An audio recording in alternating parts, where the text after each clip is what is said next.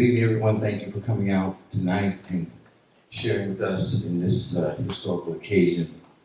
And we're going to just ask the Most High to be with us as we go forward tonight to honor our ancestors and as we honor those who served as political prisoners and those who were captured, those who were kidnapped by the oppressor. Father, we thank you tonight for the grace over our lives, and we know that it is not us, but it's those whose shoulders we stand on, those that have stood for righteousness and that which was right, who have put their bodies, their lives, their futures in the hand of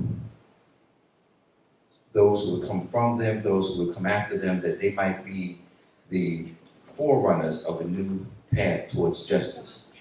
We ask your grace upon them that their suffering not be in vain, their sacrifice not be in vain tonight. Just by our symbolism of our being here tonight, we see that their spirit lives on, the mission lives on, the fight lives on, it lives on in us and those coming after us.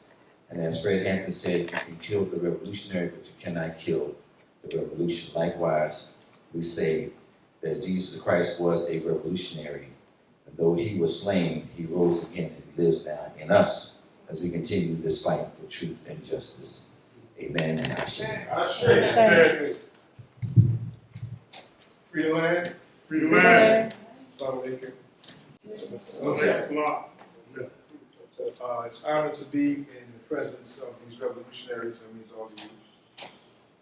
And I have the honor to,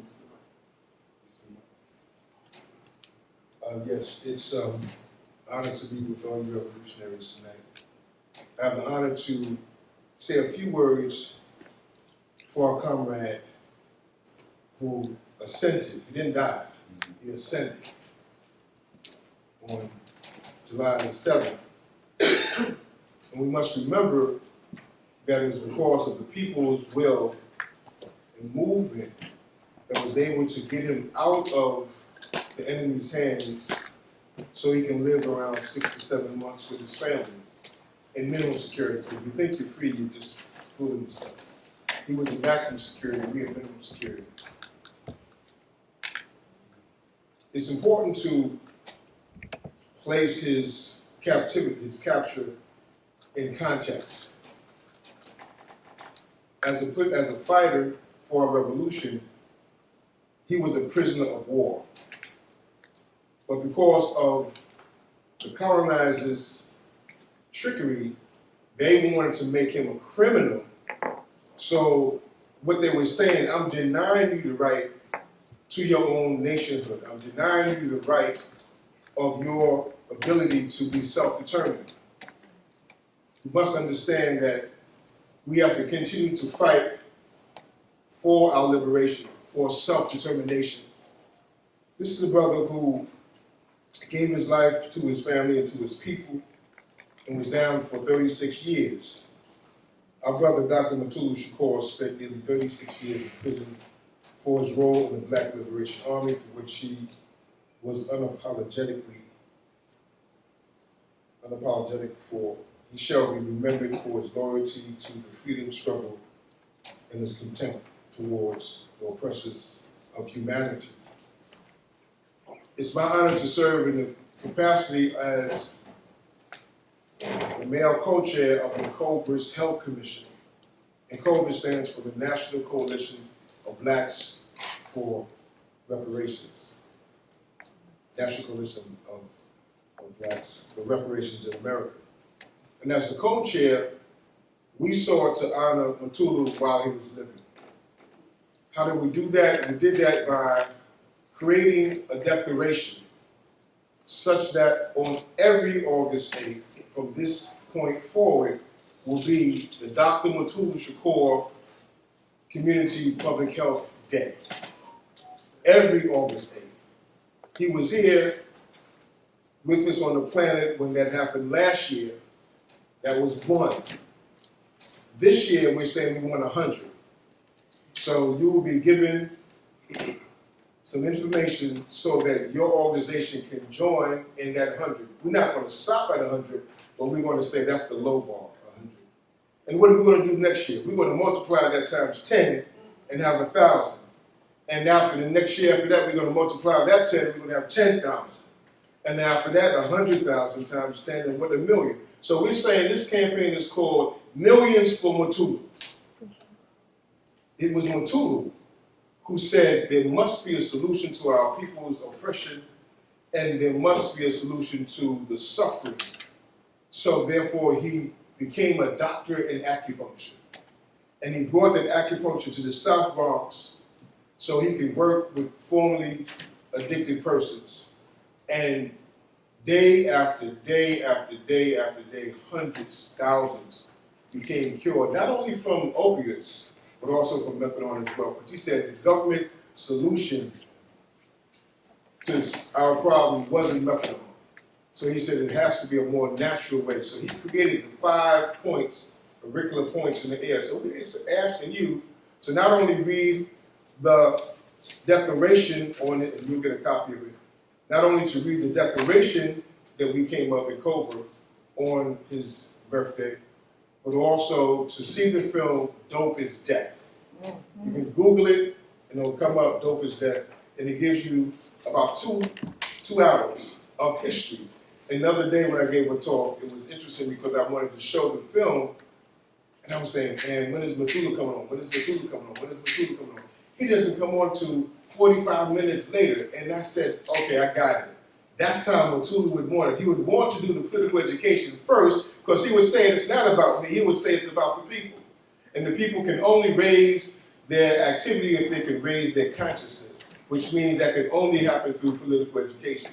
So the film itself, in fact, becomes a structural reincarnation of him in terms of providing political education. So I know my time is limited. On the handout, what you're going to find is a picture of Matulu.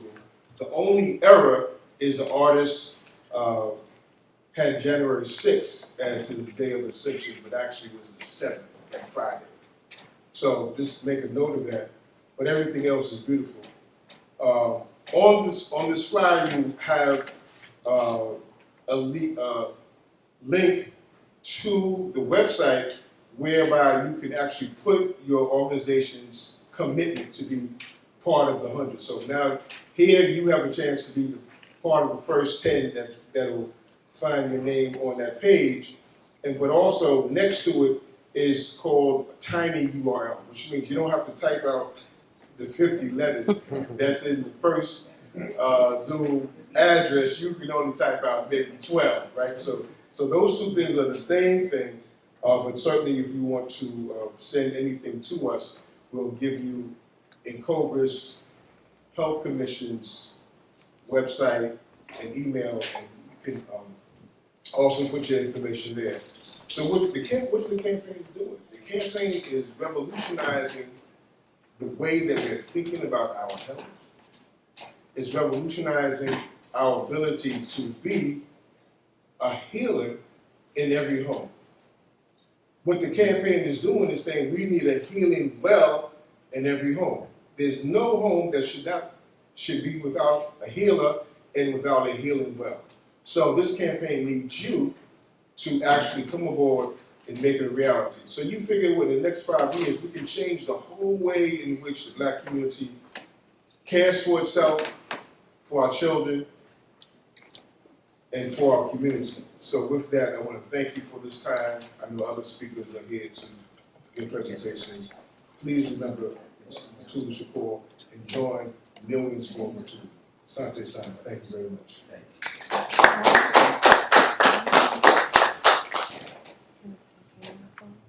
Peace, everyone. I want to first thank the Church of Overcomer, members of the church, Dr. Collins and Pastor Keith Collins for allowing us to have this event here this evening. We're here basically to recognize our elders that are still captive in these dungeons of America. Most of them 50, 60 years they've been in prison. I'm going to read a quote from Dr. John Henry Clark.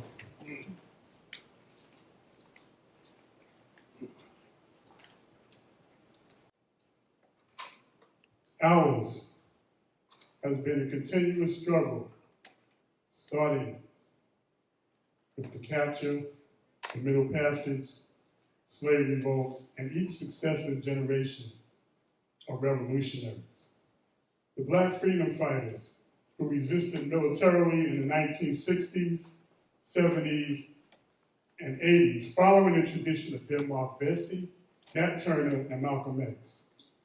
Part of our task now is to have the international law and international community recognize and protect the just struggle of Black freedom fighters within the United States of America. Dr. John Henry Clark, Professor Emeritus, Hunter College, Black History. I tell people I was blessed to actually have had Professor Clark as my teacher when I was at Hunter. And he always supported political prisoners. We took a trip actually down to Baltimore to support Marshall Eddie Conway back when he was still held as the longest held political prisoner on the East Coast. Professor Clark traveled to the West Coast to support Geronimo Jijaka Chupac. He traveled to prisons, and a lot of our political prisoners corresponded with him. So he set himself as an example of what academics and professors and warrior scholars should be to support our freedom fighters. Today we're going to call up a number of participants who are going to talk about those elder freedom fighters. There are currently 16 of our elders that need to come home. They've been captured, as Clark said, in the 60s, 70s, and the 80s during the Black liberation and New African independence struggles.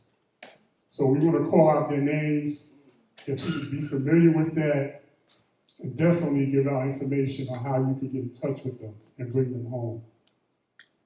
So I'm going to call up the panelists now that are here, and so we can go through those freedom fighters. And they will introduce themselves, and we'll say who they are.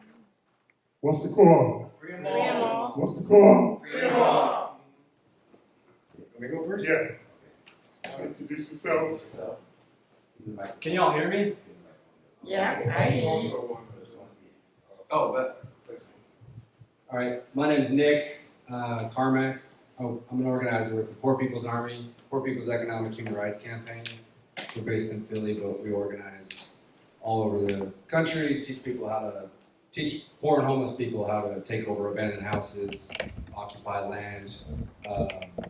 Really, we believe we only get what we're organized to take. So I'm speaking on a couple of the elder political prisoners, specifically 2 of the Virgin Islands 5. So I'm going to give a little bit of info on all 5, what the situation was, and then go into the specifics. Don't mind because I'm reading off my phone. So September 6, 1972, there was 8 American tourists that were gunned down in a Rockefeller-owned golf course.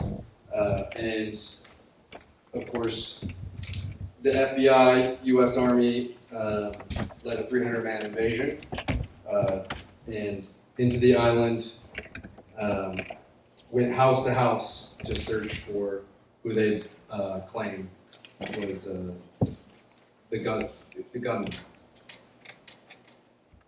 They instigated martial law, and 5 people, and 2 that I'm speaking of are Aziz and Hanif Shabazz. They were attacked and are still in prison today, obviously. That's why we're here talking about it. So all 5 were charged with being subject to and subject to vicious torture in order to extract confessions. They were beaten, hung from their feet and necks from trees. They were shot with cattle prods. This stuff's hard for me to read. It's emotional for me, and it's something that These people have been living ever since, right? The torture didn't stop. It didn't stop before their trial. They've been living this ever since 1972. So they went to trial, and I actually couldn't find why it was known as the Fountain Valley murder trial, but it was 1973, and they ended up all convicted of each 8 life sentences. So the 9 jurors that testified were all threatened by the FBI, and them and their families. Later, some of them came public about this.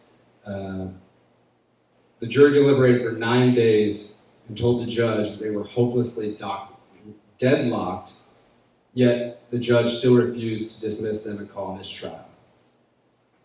4 jurors, including the jury foreman, signed statements that they had been forced into a guilty verdict by the judge, police, and FBI. So I'm sure that everything else that we said here today is this is exactly what's happened to all the political prisoners. It's trials that aren't based on truth or facts. It's based in coercion, domination, really to uphold the U.S. hegemony.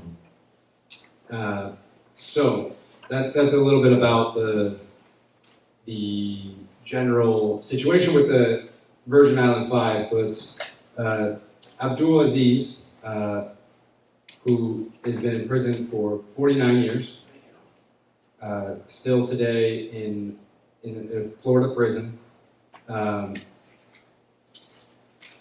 Like the rest of the co-defendants, was tortured, endured beatings, and is still sitting there today. The Hanif Shabazz Bey, also, whose birthday is August 16th. I say that's significant to me, even though it's my dad's birthday. He was a Vietnam War vet, and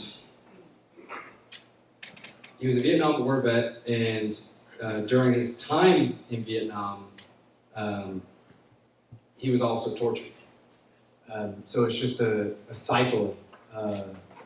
It's a cycle that upholds the hegemony of the United States. And of course, that isn't just political prisoners, this isn't just veterans, but this is something that happens consistently throughout the empire. I think it's, in reading about all of this, which I will say that the Jericho movement, Kurbfest are some of the only places you can find information about these people. I searched certain words and it was like 2 Google searches come up. So you can just see that this stuff's buried on the internet. And it's out there, the information's out there, but this is why it's important for these forums to happen. But as I was researching this, looking up all this information, or looking up the information that I could find, just made me realize how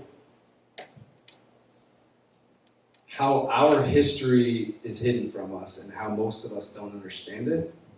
And as James Baldwin said, until we understand our history, we can't be free from it.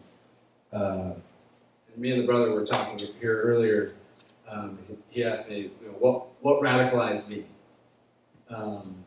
And that really, in a roundabout way, was my answer, is I learned my history. I learned where I come from. I learned where we all come from. And the nuances of that and the ways in which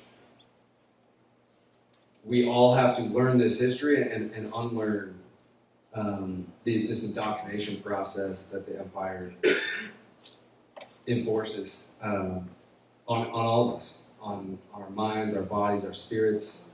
And as the brother was saying here, the healing process is so important. And I feel that I don't know, I'm inspired every time I'm here in Pastor Collins, Dr. C's church, because it's really about building a culture of peace.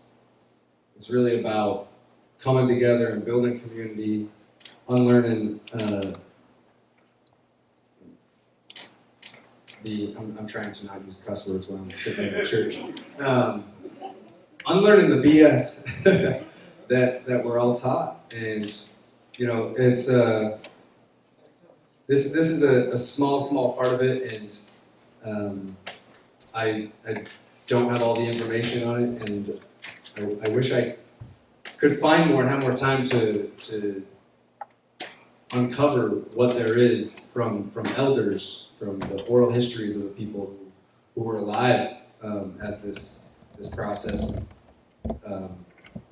developed, and again, another way the empire perpetuates itself is not allowing the oral histories to be documented and not even valuing the oral histories in the first place. But yeah, that's what I have on these two. I'm going to pass it. Just going down here to my good friend Simon. Thank you.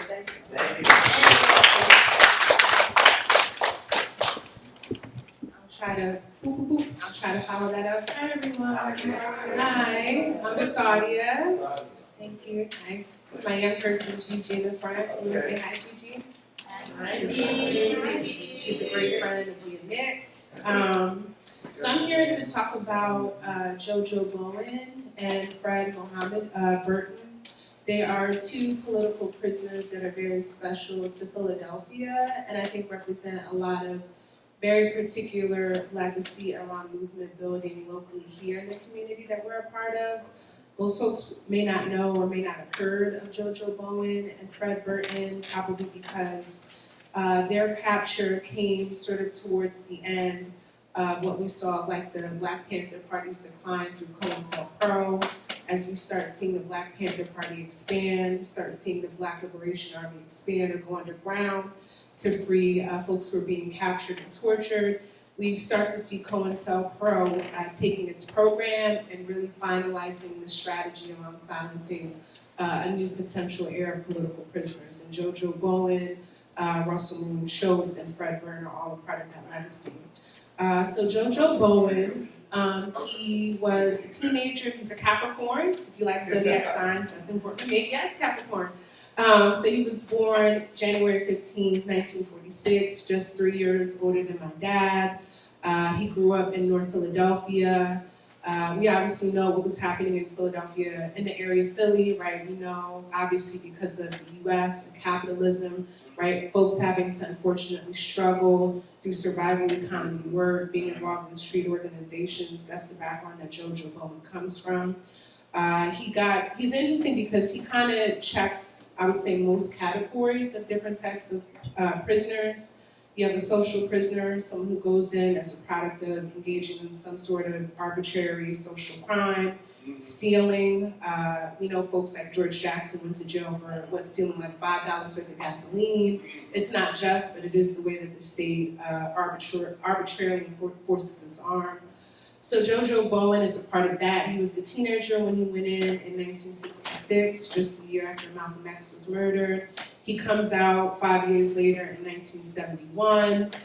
He was politicized through comrades that he met and elders he met at that time who taught him revolutionary movement building. So you have social prisoner, politicized prisoner, right? Someone who goes in, maybe not necessarily fully having a full analysis and coming out transformed. Only a week after he got out of his 5-year sentence, he found himself targeted by police in North Philly and was captured again after a standoff that resulted in an officer dying. So just a week coming out, 1971. Similar context, you have Ed Poindexter in Omaha, Nebraska, someone who's also part of the Black Panther Party out in the West, was trying to build out a Black Panther chapter in Omaha with Mongo, and who also very similarly was captured because of police infiltration and targeting. So he goes in, And at this time, it's also interesting in Philly, right? Because you have late 60s. This is when the Black and brown students walked out on the Board of Education. Like 300 plus students do a walkout. Frank Rizzo, who we know, just the evil little henchman, and not cursing, in places that we don't want to be, right? Someone who was the police commissioner at the time and ordered 150 plus officers to get their Black aides, talking about Black teenagers organizing for Black curriculum in their schools, right? This is the context that's happening. You also have folks like Russell Maroon Schultz, Mumia Abu-Jamal, folks who are trying to build out the Philly chapter of the Black Panther Party, who couldn't even get it off the ground because of all the successful COINTELPRO strategies that worked well in other cities that were brought to Philly. Strange fact too, Frank Rizzo is also someone who helped to actually create the structure of what COINTELPRO looked like. He had something called civil defense squads, which were created to target leftist, Marxist, Leninist, social movement organizers in Philly, and that ultimately became what COINTELPRO ushered in. So you have him going in, right? He begins developing other folks in the prison that he was in, working with young folks, organizing for Black Muslim men to be able to pray and to not be targeted by what he described as fascists, KKK Nazis, who just so happen to have prison guard uniforms as well. Fred Burton, who their stories are so similar. He's a Sagittarius, again, for zodiac sign folks, born in December 15th, same exact year as JoJo Bowen, also comes up under with Russell Maroon Schultz, was a part of an arm of the Black Liberation Army that was trying to start also in Philadelphia. So all three of them, right, Russell Maroon Schultz and Fred Burton were a part of 2 out of the Philly 5, who were all targeted and associated with militant organizing, right, that was seen as a threat to white supremacists. So Fred Burton and JoJo Bowen, right, they're organizing on the inside, they're organizing brothers to be able to pray and to not be intimidated by prison guards. They come up against the warden and the deputy warden at the time at the prison that they were in. I want to say it was Holmesburg. But they're coming in. They are constantly dealing with death threats. They see their comrades around them being sent to solitary confinement if they organize, being tortured, being abused, being set up by other white Nazi groups in the jail to jump them. This is when JoJo Burton becomes a prisoner of war, right? He acts in self-defense, which results in the warden and the deputy warden both dying. And you have, I don't know if folks know Huron Front Hold, the jail on State Road. It's actually named after the warden and deputy warden that JoJo Bowen and Fred Burton dared to go toe-to-toe with. It's a shame that but it also fits that those jails are named in their honor because the conditions inside those jails match exactly who those men probably were. And I know I want to be mindful of time, but I'll just kind of wrap it up here with just saying that since that time, Fred Burton and JoJo Bowen have always defended their right for folks to know how to defend themselves, how to protect themselves, to be involved in movement organizing, to be involved in knowing who the status quo and what white supremacy is. I did a virtual visit with JoJo Bowen not too long ago, and if you talk to him, he's like the sweetest, shyest, calmest person. He's very humble. He's like, I'm not writing any books. This is just my life. He's not someone who chose to be this kind of person, but he wears it honorably and proudly. I recommend folks writing to JoJo, who is at SCI Fayette, writing to Fred Burton, who's at SCI Somerset, and just let them know that they're not forgotten. Thank you.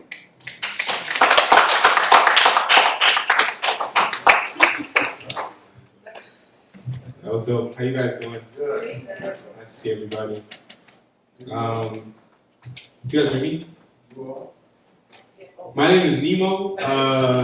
My name is Nehemiah. You guys call me Nemo. I'm from Harlem, so I came here from Harlem. Yeah, I'm like 3rd generation Harlem. My 3 times great grandmother was actually one of the first Black people to move into Harlem from upstate New York. So, here representing an organization, grassroots organization called HALA, How Our Lives Link All Together. Organization started in prison in 2008, and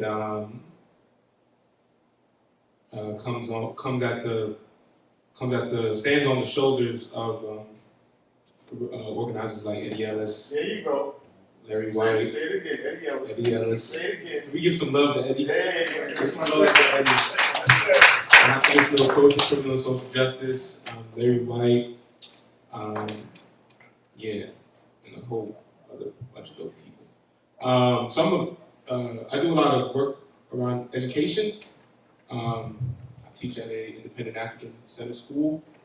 I tutor, stuff like that. And I also have the privilege, being in Harlem, I get to hang around a lot of dope elders. And so I get to hang around a lot of dope elders. Baba Tariq, me and Baba Shep, we never really sat down, but we came into contact a lot of times. Baba Sekou, Odinga, Baba Sunjata Koya, I get to sit down with them and talk to them a lot. And this whole political prisoner stuff kind of hits home because when the tradition runs in your family, you kind of look in the mirror and you're like, I'm next up. You're like, I'm next up. And so I think it definitely is really important to keep these brothers and sisters at the forefront of our minds, because I'm 24, and the people to my right and to my left don't seem that much older than me. And so,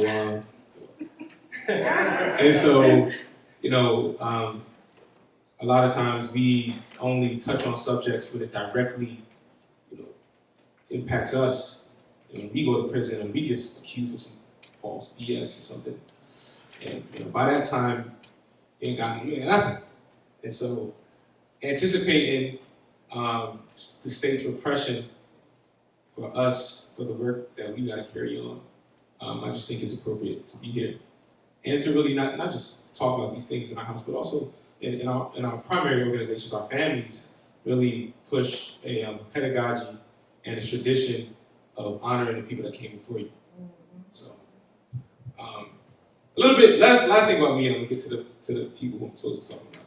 My grandmother just passed in June.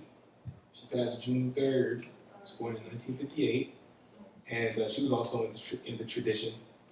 But it's okay because I have a daughter coming in September. Up for that. And so the tradition carries on. So I just want to say, okay, cool. So I'm talking about one of the the Virgin Island Five. His name is Malik Smith.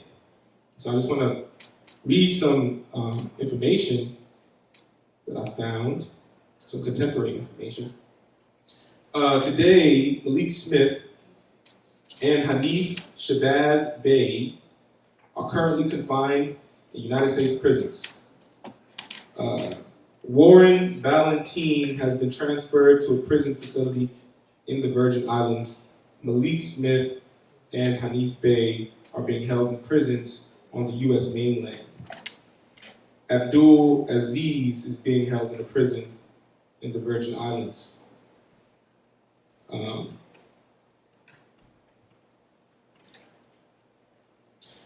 These brothers are part of the Virgin Island Five. Nick gave us some context on that. I guess I'm just going to expand a little bit on the context. The Virgin Island Five are a group of activists accused of murdering 8 people in the U.S. Virgin Islands. The murders took place during a turbulent period of rebellion on the islands. During the 1970s, as with much of the world, a movement to resist colonial rule began to grow in the U.S. occupied Virgin Islands. From 1971 to 1973, there was a small-scale Mau Mau rebellion taking place on the island. This activity was downplayed by the media for fear it would damage the tourist industry, which is the island's primary export, which the island survival depends on that market. Then on September 6, 1972, 8 American tourists were gunned down at the Rockefeller-owned golf course on the island of St. Croix. Quickly, the colonial authorities picked up over 100 blacks for interrogation, and the U.S. colonial troops carried out a series of oppressive acts of violence against the black community. Go figure. The FBI and the United States Army led a 300-man invasion force into the islands and used strong-arm tactics to conduct house-to-house searches of the low-income areas. The island was put under virtual martial law. Eventually, 5 men, Ismail Labit, Ismail Ali, Warren Valentine Abdul Aziz, Merrill Malik Smith, Raphael Kwesi Joseph, and Dumont Guroi Hanif Shabazz Bey, who were apprehended and then charged with the attack. All men were known supporters of the Virgin Island independence movement. Hanif Bey says that my agitation for the independence of the Virgin Islands was the only crime I was guilty of in the eyes of law enforcement. The 5 were charged after being subjected to vicious torture in order to extract confessions. They were beaten, hung from their feet and necks from trees, subject to electric shocks with cattle prods, and plastic bags tied over their heads, and had water forced up their noses by the quote-unquote defenders of the law. These things are definitely tough to talk about. I think it's important to talk about them so we know what's coming for us. Okay, so that's a little bit on Malik Smith, political prisoner, being held in the United States mainland. I think they said he was in prison for 39 years. 39? I can correct me if I'm wrong. Fact check. But my sources say 39 years. That's a long time, man. The next Baba is Baba named Kojo Bomani Sababu. He gives us some insight. He says that do not abandon the political prisoners and prisoners of war. They are still insightful with their knowledge and experience. I think that's very true. At least from my personal experiences, sitting in these people's living room here, and also like talking to Baba Tariq, for what we did upstairs. Just the stories that these people have. Especially living like the city, we kind of live these like jaded lives with our cell phones and our McDonald's, and our Jordans. But when you start hearing people who actually have a commitment, and a lot of these people have commitments, these things run in their bloodline. Right. And so, these people inspired by grandparents, grandparents inspired by grandparents, grandparents inspired by grandparents, probably, were like priests and some belonged to certain guilds back home. Start to realize that, excuse my language, but all this stuff is, all this stuff is like fake. It's kind of all fake. And we really just working jobs, and it's just fake, man. And we gotta stop playing around. We gotta stop playing games. Just a little bit of information on Baba Sababu. Excuse me. Let me give some contemporary information. In 1968, Sababu crossed paths with the Black Panther Party in Atlantic City. I was born in Atlantic City. He began to participate in their political education course. However, at that time, he was greatly influenced by cultural and religious nationalism. In 1972, Sababu was sent to the New Jersey State Prison in Trenton. There he met 2 revolutionaries, Kwesi Balagoon,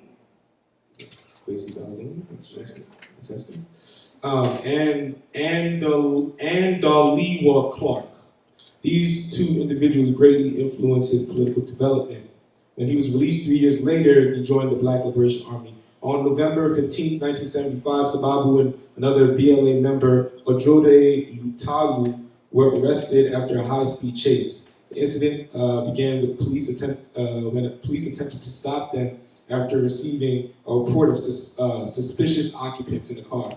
The men were charged with eluding police and resisting arrest. A third individual managed to escape, according to news reports. 5 .32 caliber bullets were found in the car. 1 month later, on December 19th, 4 members of the Black Liberation Army expropriated funds from the Broad Street National Bank in Lawrence Township.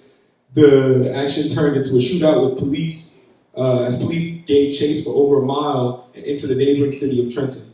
3 members of the BLA, Sababu, Lutalu, and Larry Anderson, were arrested while the 4th member was able to escape. The 3 men were charged with possession of stolen property, possession of a dangerous weapon, and being a fugitive. I also, in July 1986, 3 individuals were arrested and 6 others were being sought on charges that they were involved in a plot to liberate Puerto Rican prisoner of war Oscar Lopez Rivera and Kojo Sababu from the USP Leavenworth, I think that's the United States Penitentiary, Leavenworth in Kansas. According to the government, the plan was to have a helicopter drop into the prison recreation yard in Leavenworth in August of 1985. Grenades and rocket launchers were to be used to attack the guard towers as Lopez and Rivera and Sababu escaped from helicopter. A lot of for me, I'm gonna say something past the mic, talk for a minute. I just think, I'm 24, so I'm young, like baby, kind of, at least in organizing work. And, I think young people, when I say young people, I mean me, have a tendency to romanticize these things. And one of the reasons why I try to stay connected to, people like Herman Bell, and Bob Safe, and all these people, is because you really get to see, once again, that these things are not a joke. That when you stand up to the state, you're going to be met with the equal and opposite force. Mm-hmm.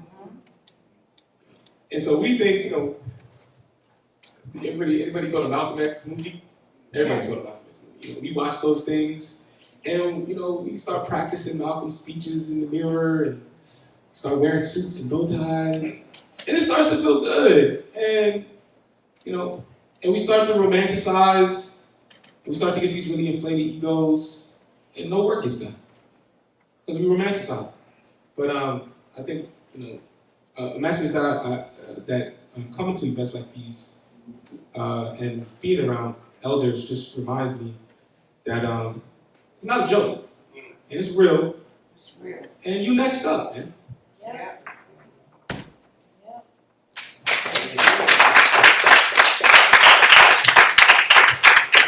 Thank you, Brother Nemo. Appreciate you for being here.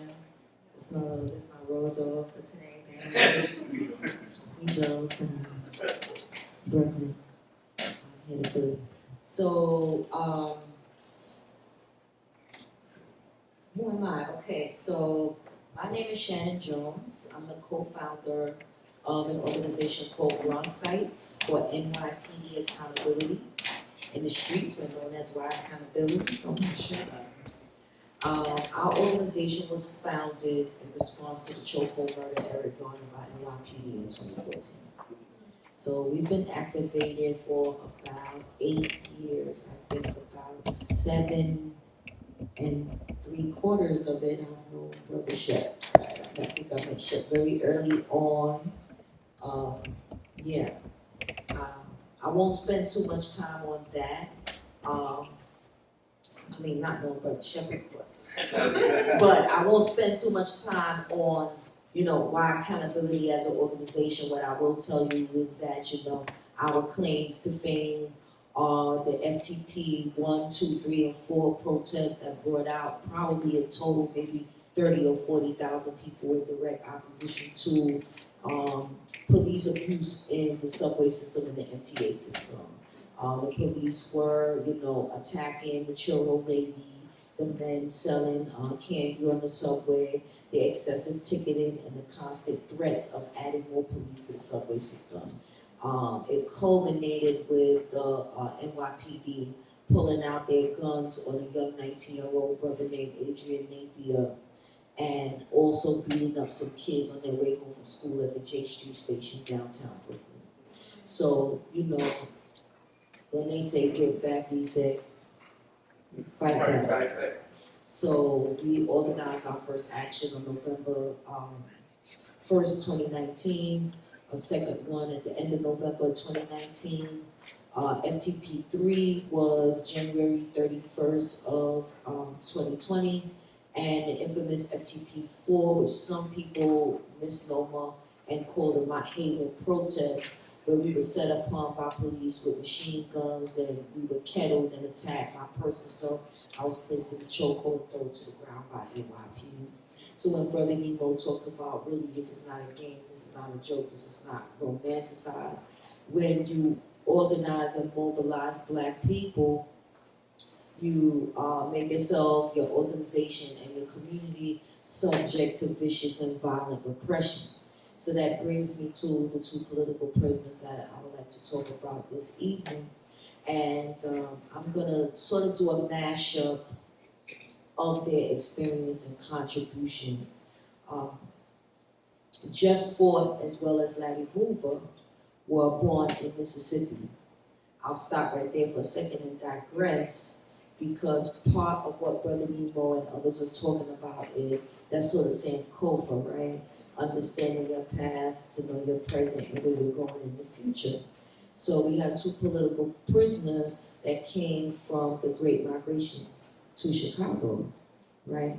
And many of the African people in the Great Migration came to cities with hopes and dreams of a better life away from the slave plantations and sharecropping, just to come to slums and no jobs and no opportunity, right? And still facing repression from white supremacy. So how do you manage that? In order to protect yourself and provide for your family and your community, you need to organize out of necessity. And this is what we see across our urban cities. So particularly Larry Hoover and Jeff Fort organized very, very large street organizations, community families, that obviously drew the attention of many Black people as well as police repression. So speaking about Jeff Fort specifically, he's known as Angel because he had the ability to bring people together. So he brought so many people together, he's known as organizing what's called the Main 21. Over 5,000 street family organizational members in order to mobilize and move together. What Larry Hoover and both Jeff Fort did, organize voting blocks and groups that help people with job training and how to maintain and keep jobs. Anything that you do that organizes the community as an African will draw attention, infiltration, repression, and then violence. So I'm speaking about these men and bringing that Sankofa into the room because we also have an issue in the present with our street organizations being targeted, infiltrated, and repressed with extreme violence. Brother Shep and I, along with others in organized groups, have been working with Stop the Raids, where what we have done since 2016 is move in when the NYPD, the DEA, Homeland Security Investigations, and HSI, okay, who knew, come into our communities. They've done it with the Eastchester Gardens raid, where they go into public housing developments and raid and pull these gentlemen out on these very flimsy RICO indictments. They have wiretapped these children. They have surveilled the children since they were as young as 11 or 12. And we've done that work together, and I bring that into context with Larry Hoover and Jeff Ford, because today that community organization is going to manifest out of survival, out of necessity. What young people should be focused on in the ways that Larry Hoover and Jeff Ford did is to mobilize the community towards actions that will benefit the community. Whether that be job training, even things as simple as, all right, leave them alone, don't fight them, you'll be all right, right? This sort of community mediation that Jeff Ford is known for. These are the elements that we need to carry forward in our communities, even when we're like tired, or we're like, oh, these young people in that drill music, which are extensions of like the hip hop police and all of these things that the enemy does to infiltrate us. So I just want to link that together and bring it forward. I see Sister Carolyn. I got you. These things that we need to bring forward in our daily lives, not only to honor political prisoners, but also replicate the work that they did within community, right? We can have this romanticized version of what people have done and have sacrificed, but we also have to mirror and replicate it in a way that is within Sankofa, that honors them, carries on the tradition of the positive things that they've done, and take our street organizations and make sure that they are formed as political organizations, right? I tell the young people in the community all the time, like, okay, yo, I see y'all got all this, but where is my free turkey? Where's my turkey? And they're like, what? Like, miss, what? I'm like, listen, you do what you do, but where is the community work? I need to see that. I want my free turkey. I said, are you guys walking the young children home from school at 3 o'clock or walking them to the community center? What are you volunteering to do? And then on the flip side, how are we helping our young people that are in these organizations? Also, how can they protect themselves? You're subject to RICO when you're not a political organization. How do we politicize our young people? So when Larry Hoover says GD is growth and development, we gotta walk with that. What does growth and development look like in Philadelphia? What does it look like in West Harlem?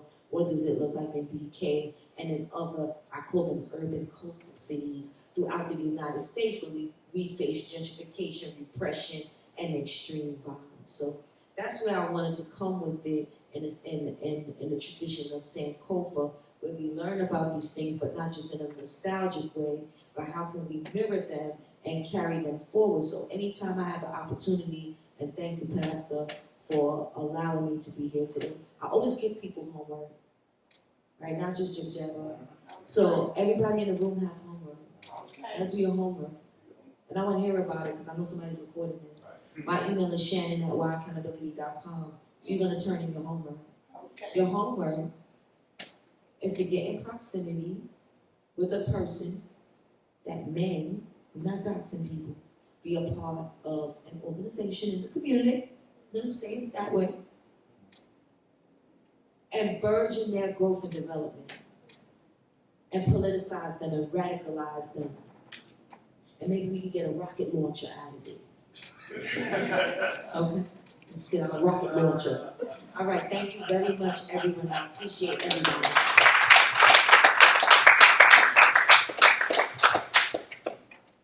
Okay, I want to thank everyone, and I just want to mention a couple of our elders that we didn't speak about this evening.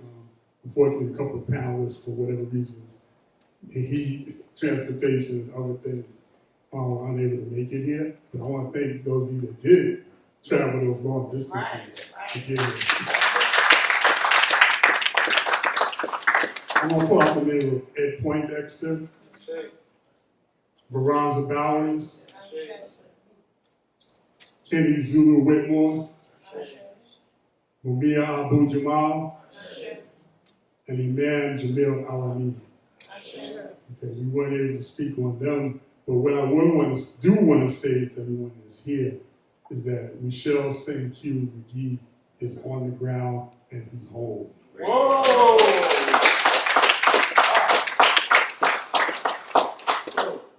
So our struggle continues, and we have to bring them home, bring our elders home. What I'm going to do before we close out is that definition that I didn't give out. I gave the quote from Professor Clark, but I want to make it clear to everyone, all the listeners here, about our prisoners in these institutions. We define political prisoners as those who are captured and locked up because they oppose the policies and the laws of the United States government. Dr. Martin Luther King was a political prisoner because he opposed the unjust laws in this country, and he was also assassinated when he took that to the next level. We define prisoners of consciousness as those who are incarcerated, captured for doing social crimes, okay, which you heard a couple of examples today. But once they get inside, they become politicized. They study, they learn, and they organize. And yes, they come in contact with political prisoners. George Jackson was an example of that. El-Haj Malik Shabazz, Malcolm X is another example of that. They went to prison for social crimes and became political and came out to be leaders in the movement. Unfortunately, George Jackson never made it out. But there are a lot of brothers and sisters right now who are organizing in our communities that you don't hear about, which will bring me to the last part of my presentation right here. Which way forward? Which way forward? Before I say which way forward, I missed one other example of a political prisoner of war. We are colonized people in this country. We have been, as Professor Clark said in the beginning, in the quote I said, we were prisoners of war. We weren't slaves on those ships, okay? Our ancestors resisted throughout the capture, the Middle Passage, and just continue to resist all the way up to today. We are not free. We must fight for our liberation and our independence, and most important, our self-determination. We have to decide where we want to go forward. So that's something that we need to fight for. And our prisoners of war, and incidentally, it is, international law tells you, you can take up arms to defend yourself and fight for your freedom. Particularly if you're a colony, and we are colonized people. So those freedom fighters that did take up arms, you heard people talk about expropriations. Look up that history. Okay, a lot of those bank expropriations targeted banks that were invested in South Africa apartheid. If they did not divest, those funds were extracted. And they were given to the freedom fighters in South Africa or to support the movement here. They're not bank robbers. Right.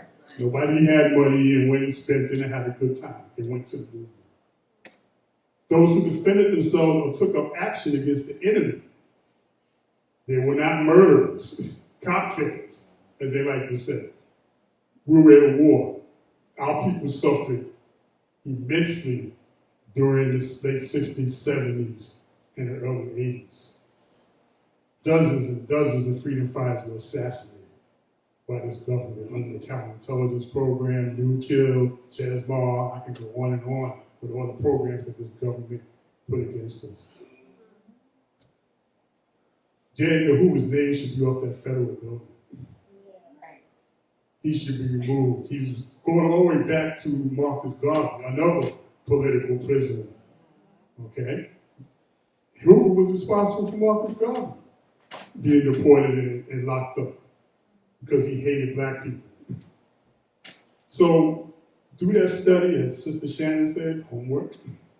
Look up the names that you heard this evening read their histories, but mostly important, write to them. You would be amazed when you get letters back, how intelligent, how articulate, and how loving, and I use that word, love, because our struggle is about love for our people. Right. Next weekend is going to be a national conference to liberate our elders. It's going to be live from Oakland, Chicago, and New York.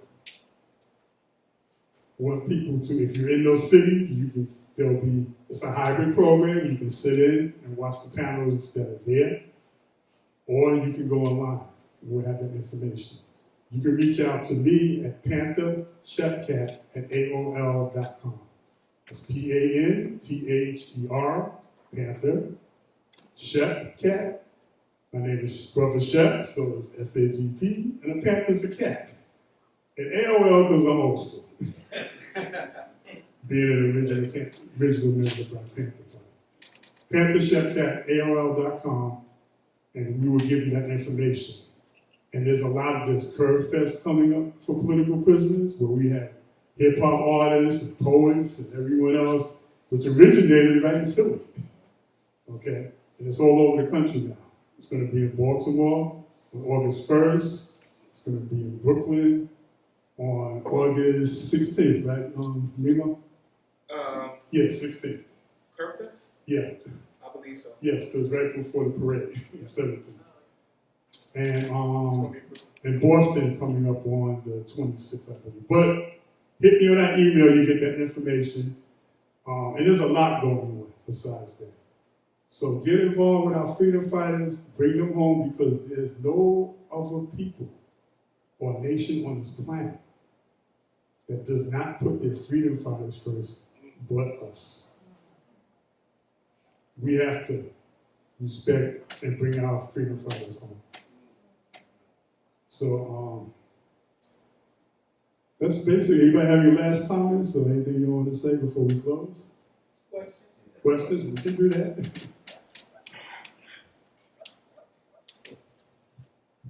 Pastor Keith? One question. Anyone want to ask a question? Sister Carolyn? Yeah, but I was going to ask, because when they were talking, each one up there seemed to be connected to a social/political organization. And I'd like to get all of those names before you go, so that I can also send out lists, that so many don't know, that's all. And if we could have, I don't know if you got a brochure or anything with you that gives the mission statement, so we know what to expect when I send your information to certain political people. You know, this is the place that's powerful tonight, and I'm disappointed in the excuses that were given for people that did not come. But somebody, whatever was just said, even my sister was talking about the turkey. You know, I'm thinking to myself, how many could have come here tonight and got a turkey? Tonight was that opportunity. So I thank you, every one of you, for what you're doing. Thank you. Thank you. And Sister Gloria, before Sister Gloria comes, I would like to say that I'm not disappointed. Because when we do things like this, we know that we're all dealing with all kinds of exigent circumstances. We know we're dealing with all types of trauma. People want to come and can't come. But those that were meant to be here were here. And even before we did this panel, we've had phenomenal things happen today. From the class that Brother Shep taught to the young people in our camp, we have a camp here called Academy of Champions. We're 3 years old up to teenagers when they camp.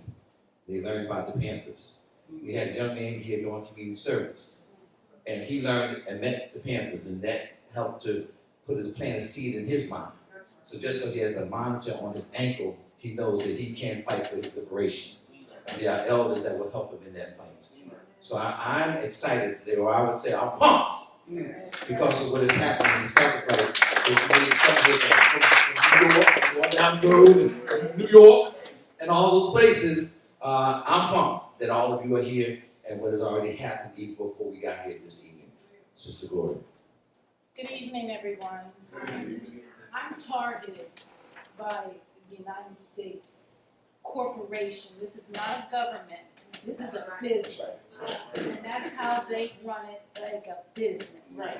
We're just a number. I bet you didn't know that you're being traded on Wall Street. Okay? When you're born, that birth certificate, That's enough. it has a number. And if you look on the back of your Social Security card, it's red letters, red numbers back there. That tells you where you're being traded out of Chicago, New York, or whatever.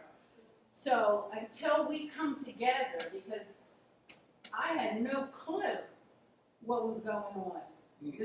I was getting electric shocks to my head, you called police. Oh, well, they want to take you to a mental facility. Well, if I'm so damn crazy, how am I running my business every day, but I'm crazy on this side? You know, they just want to get it on paper. But what I'm discovering is they're paying us to do us. And until we can get past that, there's not an amount they can give you to sabotage your brother or sister. There is no amount. And until you almost have to take people by the hand.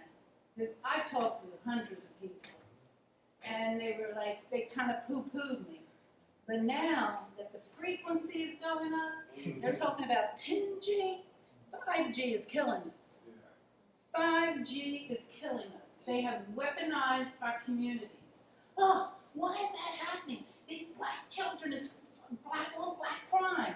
Well, when the satellite hits the towers and antennas and sends those subliminal messaging out to our young people, they wake up in the morning with hell in them. They don't have a clue what's going on. But that's what's happening. They're manipulating us. Every time I see someone, it's called targeting. I'm targeted. But I'm also gang stalked. You know, I might go somewhere and somebody will see you, you know, they want you to look at me. I don't pay them no mind. I have a life. And like I learned in my church years ago, raise the standard. No matter what's going on, raise the standard. And until we can look at someone and say, you're wrong, don't do that, then we're just as guilty as the rest of them. Thank you for listening. Thank you, Gloria. Anyone else like to make a comment or just on this? Tell us your name. My name is Malcolm Moore. Thank you. I just recently got out of prison a couple years ago. I did 21 years. And I just joined the church in January, right, and got baptized on Easter. And it's like right now, I'm kind of like separated from like my family, like my friends, because they're all still caught up in what they caught up in. I'm in a halfway house right now, and I feel like kind of lost sometimes because I'm not caught up with the technology and a lot of other things that's going on out here. Like I basically was away all that time, and like I've been having like a tough time getting reintegrated into like the world because it was an 90s when I was out. You know what I'm saying? So it's like, you know, I definitely want to be involved in more things socially and things like that. I just don't know. Okay. Well, we have a group that meets here every first Saturday. It's called CADB, Coalition to Abolish Death by Incarceration. So that would be a phenomenal place for you to be the first Saturday at 10:30. Not this summer, we're off on the summer, but at 10:30, the first Saturday in September. But before then, you're welcome. We'll get your information. We want to work with you, stay in touch with you because we're about that kind of life. We can give you, we can put you in with the people that will help you not only reintegrate, but also to become a force for justice. So thank you for sharing that with us. Thank you, and thank you. Welcome home.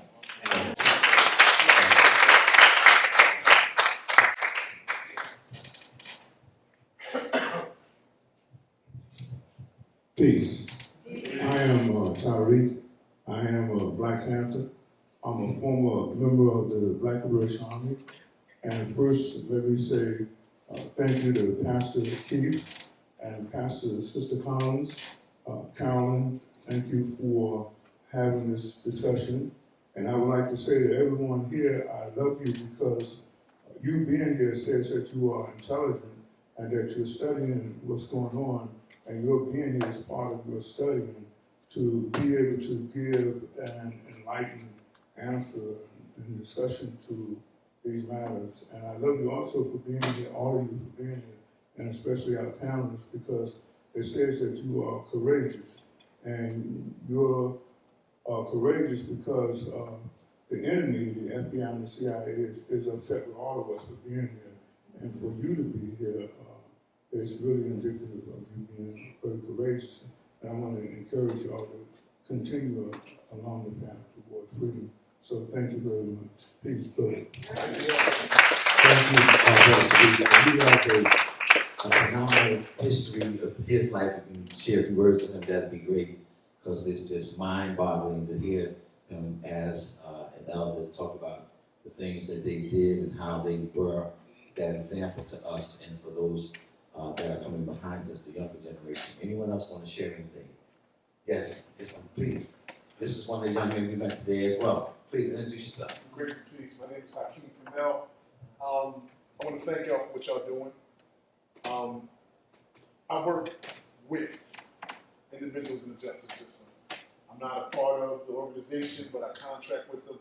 My sole purpose is to get them out of that. You know, do what I got to do to help them reintegrate to society. Found myself running into a lot of challenges because of the politics of their system. You know, all they care about is outcomes, and not the individual that's going through the process. I'm gonna be honest. I would say that over the period of time, I've become docile, and kind of hushed. And I feel that lion in me that was there when I was a young man, and going to a school called Girard College in North Philadelphia. Right. And I was learning about these things. I was B. Abu Jamal. I did a book report on him in 10th grade, and they were looking at me like I had lost my mind. But I feel that same drive coming back. You know, always been conscious and aware of what's going on, but just being a father of 6, raising 7 kids, a wife, you know, you're paying bills, and you get caught up in this mode where you become docile to what's going on around you. Not that I wasn't active in doing things, but a few years ago I realized that just me building people spiritually is not the solution. You know, when Christ empowered in this earth, he moved. Yeah. He went into churches, turned over tables. He walked up in political gatherings and said, "No, you wrong, you wrong, you wrong. This is who we are." And I feel myself getting back to that vibration. You understand what I'm saying? So I just thank y'all for what y'all doing, because you're just reactivating something inside of me, man, and I'm looking forward to what's to come. Thank you for sharing that. Thank you. Anyone else? All right, I'll turn it over to brother. Yes, sir.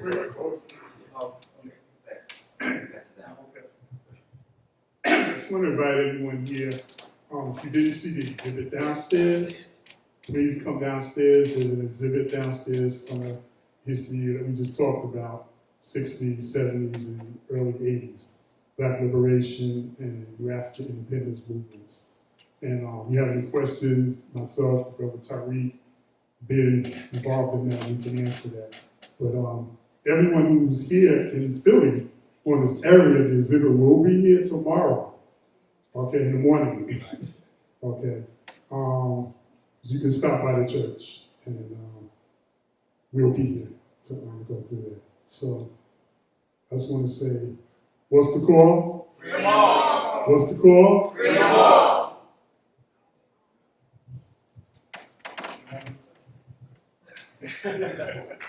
Listen, don't open that door shut, because we'll be here until tomorrow, because I'll talk y'all to death about all kind of stuff. No. Appreciate your eyes going down. Yeah, let's have a closing remark. Okay. So, final comment. I don't want y'all to think I'm pretentious. These glasses are actually glasses. I'm not just in here wearing sunglasses, but I think of James Brown. They're actually medicine in glasses. Yes, yeah.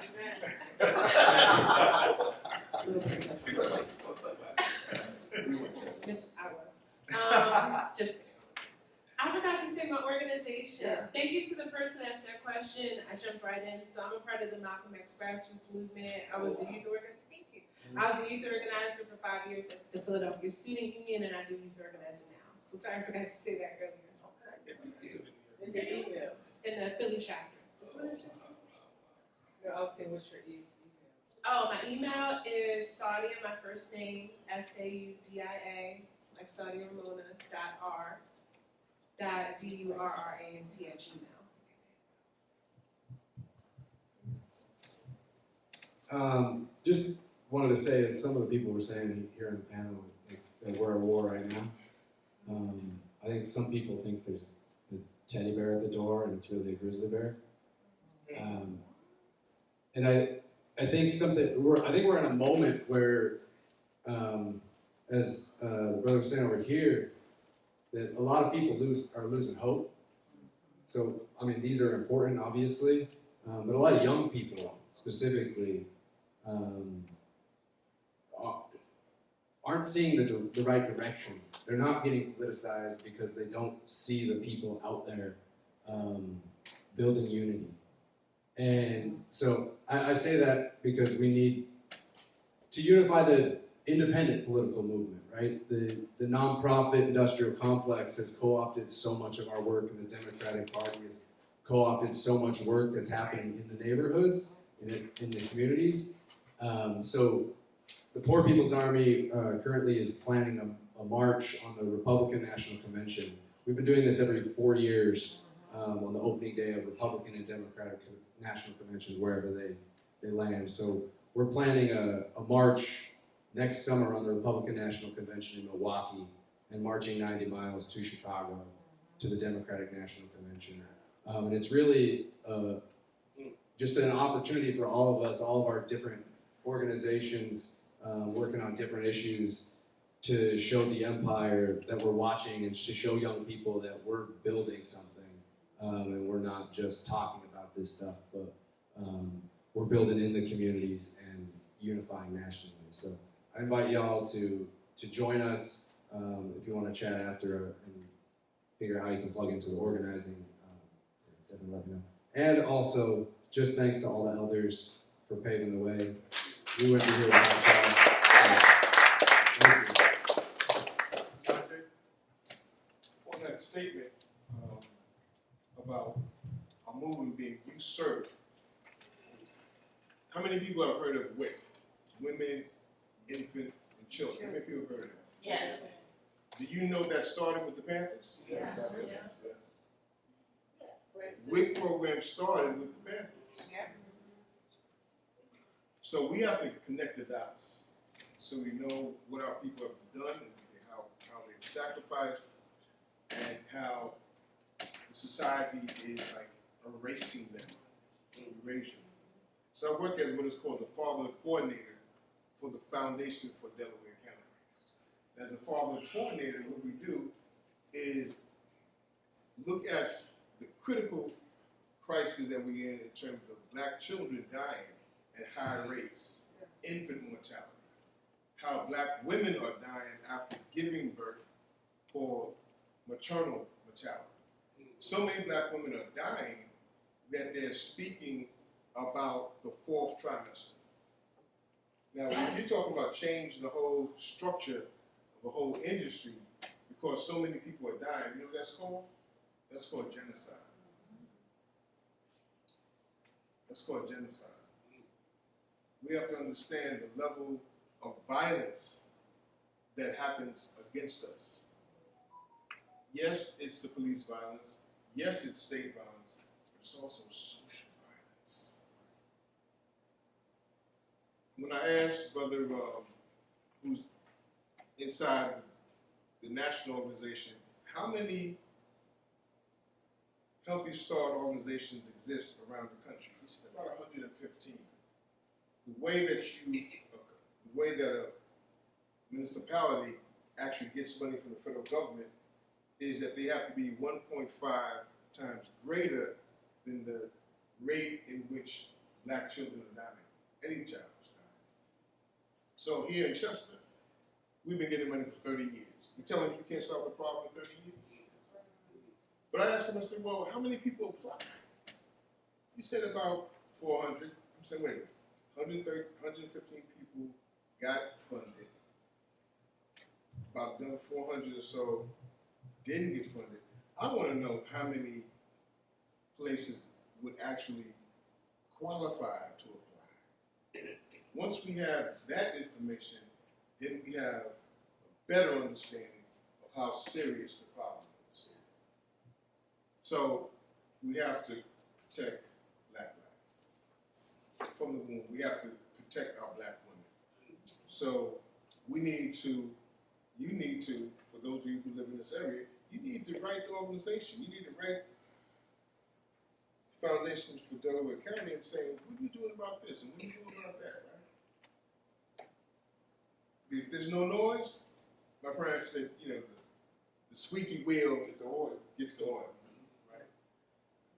People think that silence means consent. Oppression wants to make you silent. You got to speak up.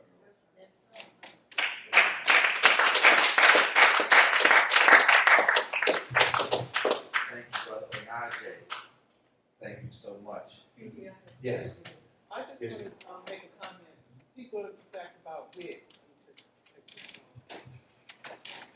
We need to be concerned about our food in our communities. The gardening, the food storage, the water storage, identification of wild plants. Because we're coming upon a situation that you may not have food, so you do have an opportunity, and you do have a lot of opportunities and things that you can do to secure your food. Store food, store water, identify wild plants. Don't panic when you realize that there's nothing in the supermarket. Learn how to sprout your beans, learn how to can your food, do all the things with your grandmother, and how to grow a garden. It's very easy. You can do indoor plants. So I'd like to see somebody do something on survival workshops too. Yes, thank you. That's so important because, yes. He's. Just 2 seconds. He was one final thing. Then we got. You're all gonna go downstairs. I'm sorry. So I'm like a part-time comedian, and I be like ending on jokes, and I forget that I'm like an organizer, so I gotta say something. So no, in all seriousness. Seriously. So there's this organization that I joined two years ago. It's less of an organization, more of like a campaign, and I just think it's important because there's a lot of organizers in here. And so it's called the Pan-African Federalist Movement, and the sole goal of the Pan-African Federalist Movement is to create a unitary government on the continent of Africa, finishing Nkrumah, Garvey, and Diop's vision. Just really quickly into the ideology of what I mean by that. And so one of the reasons why Garvey is everyone's ideological foreparent, all of these organizations, Malcolm X, The Nation, the Panthers, all of these organizations stem from Garvey because Garvey was the first, we call Garvey the first Pan-Africanist because he was the one that realized the connection between the positive sovereignty of African people worldwide and the presence of a unitary government on the continent of Africa. And so what that means is that all these things that we're talking about, capitalism, colonialism, imperialism, they're all based in the resource rate of Africa. And so, Malcolm said, people don't fear you, they fear what stands behind you. Us here in America, Black people, we have to realize that we are a colonized people. And one of the reasons why we don't get justice is because we don't have a government that's backing us. And the brothers and sisters in the New Africa realized this contradiction as well. And they started organizing with those, 4 or 5 states in the Black Belt. And so, what else? So that's kind of like the ideological basis of the United African States. That we need a government that can take control of Africa's resources, because really, all of these things that we're talking about, United States hegemony, Western hegemony on the planet, all of these things, prison, political prisoners, health problems, education problems, all these different sectors that we work in, they're all effects. All of them. They're literally all effects. And the Panthers, my understanding of the Panthers is that their community survival programs were not long-term programs. They were short-term programs. They were community survival programs to sustain the community until we can get revolution. And what revolution means in the ultimate,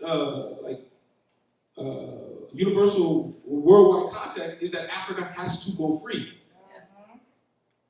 And so, in 2023, with this fourth, I know a lot of people talk about technology, with this fourth, they're calling it the fourth industrial revolution, which is going to get rid of capitalism. Capitalism is going to evolve, in my opinion, to widespread fascism, because they're not going to need that worker-owner dichotomy anymore.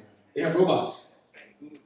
And so, and this is, I'm not saying anything new, Fanon, all these people predicted these things, Nkrumah predicted these things 60 years ago. And said capitalism is going to evolve. And we see it happening before our very eyes. And the test run with all this stuff was COVID. Facts. And so,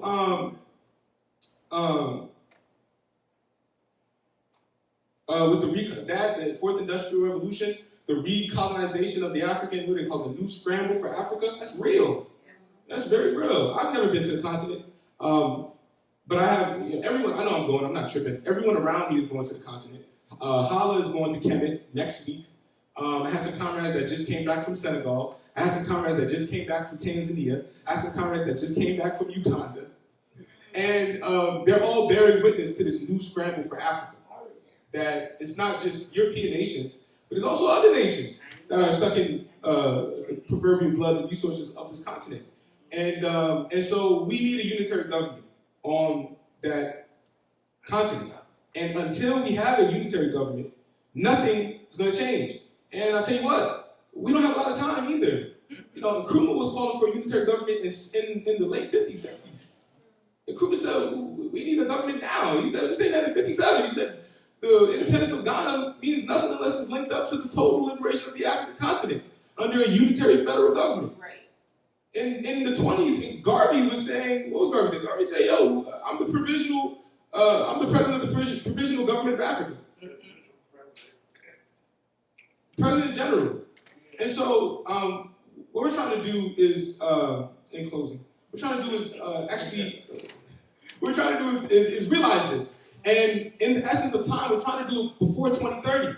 Because when you look on the continent, people say, especially when I go to organizations and I talk to them about this, because a part of the strategy is creating, is rectifying what Nkrumah did. Nkrumah made a mistake. That's okay to say that our elders made a mistake. That's how we're not romanticizing and we're actually, continuing a lineage, right? We realize that they made a mistake. His analysis was impeccable, but he made a mistake in the implementation of the analysis. Nkrumah went to the heads of state, to these heads of state of former colonies that just got power 2-3 years ago, and said we need to create a federal government. And the people are looking at Nkrumah like, yo, get out of here. What are you talking about? Get out of here.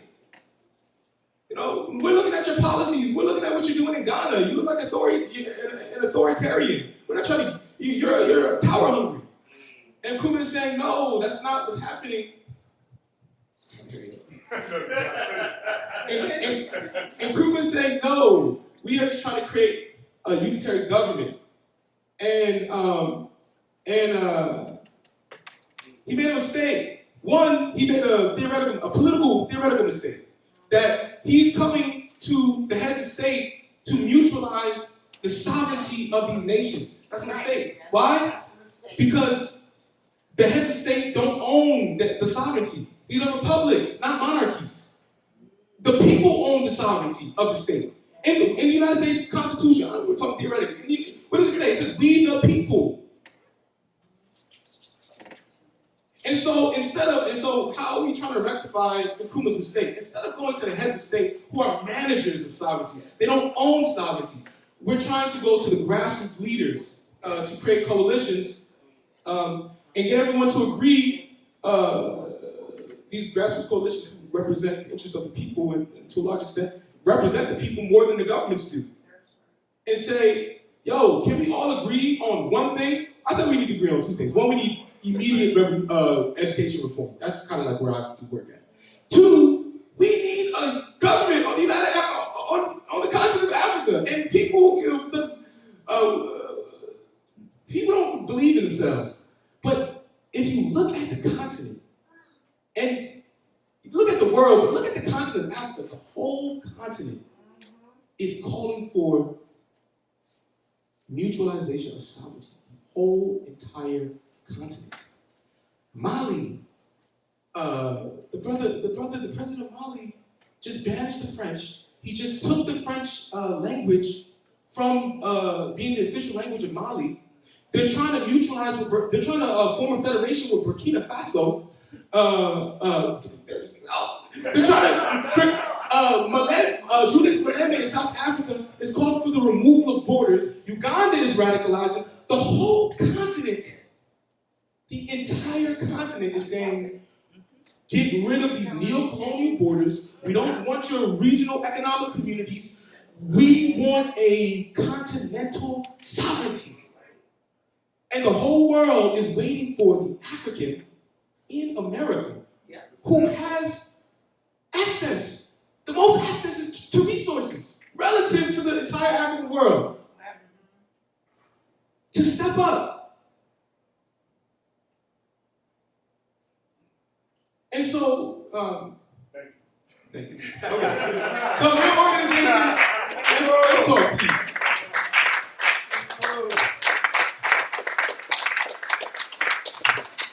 Thank you for your passion. Yeah, No, we're going to do more than clap. We're going to do more than clap.